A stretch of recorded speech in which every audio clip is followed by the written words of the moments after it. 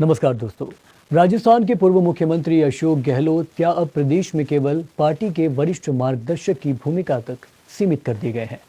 क्या गहलोत की सियासी सक्रियता पर जल्द ही विराम लगने वाला है?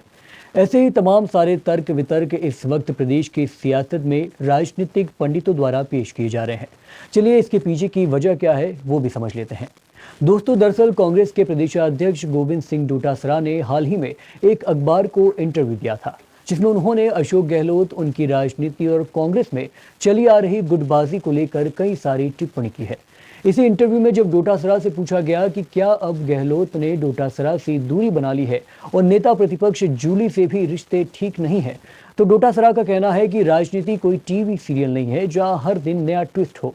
अटकलों का कोई आधार नहीं है। गहलोत हमारे वरिष्ठ मार्गदर्शक हैं और जूली हमारे मजबूत साथी।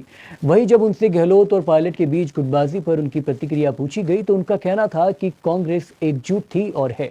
जब नाव बड़ी होती है तो उसमें कई पतवार होते हैं, सबकी दिशा एक ही रहती है। कांग्रेस की दिशा सिर्फ जनता का फिर विश्वास पाने की है।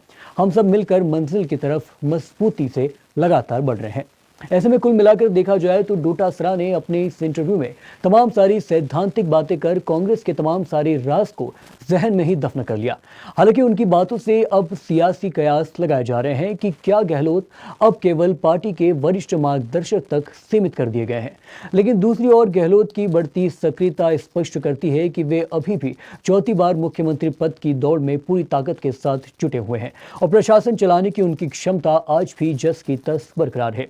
भले ही कांग्रेस राजस्थान में विपक्ष की भूमिका में हो, लेकिन पार्टी के अंदर मचा घमासान किसी सत्ताधारी दल से कम नहीं है। पार्टी के नेताओं के बीच इस तरह की बयानबाजी, दांवपेच और एक दूसरे को पीछे छोड़ने की होड़ साफ जाहिर करती है कि पार्टी में नेतृत्व को लेकर असली संघर्ष सतह के नीचे नहीं बल्कि खुल्लम खुल्ला चल रहा है। चिंता की बात यह है कि अगर पार्टी के अंदर का संघर्ष इसी तरह जारी रहा तो आने वाले वक्त में कांग्रेस के लिए सत्ता में लौटने का सपना केवल सपना ही बनकर रह जाएगा। बहुत बहुत शुक्रिया।